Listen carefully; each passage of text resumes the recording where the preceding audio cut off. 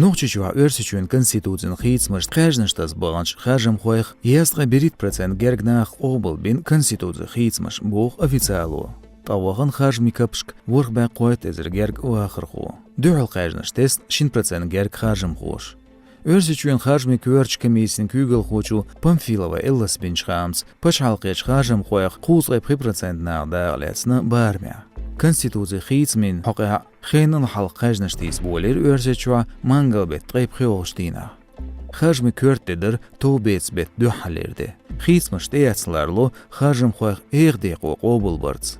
Qilbsiet Kavkaziyach Masu Mechshkabagan Kajnastas Achso Hajam Hoy. Ugarie du Hajam Hosh Kajnastes Nochichwa. Ugarie Kezg Gilgaichwa.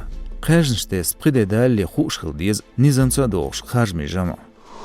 Istagvel koronavirusach yalbatgay itsomkshılı dinabus Qilbsiet Kavkazya. Ursituen Ündualoyech operativ shtabın Khams Qostagvel Dagestanya.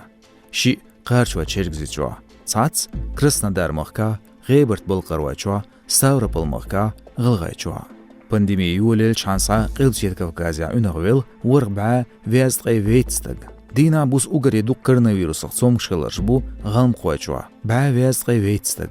Nochtjwa dinabus tsomkshıl Unag Qoytwa Kharxo. Yuans dün halqi intiradu ezir warq ba tqayilgit. Dagestaniyach izbir basha do edin dintin qiyilwers düz. Inchövna shulsh barqbotqach lüyem kwarni karintsiga halxo. Qaridina mix prokuraturo binchhamts dowgatin talan binchultya naq simbatsetelin lüyem kwarni lazortelch.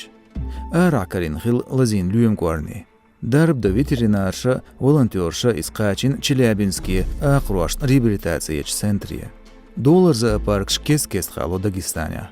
Шезер бери тоғшер юха, черчиер видео чуғулгойч, нир истерсан түкін улля, зайын шдихкин қобурыш, сүрч доғыр цәлс әрбүлш нақ.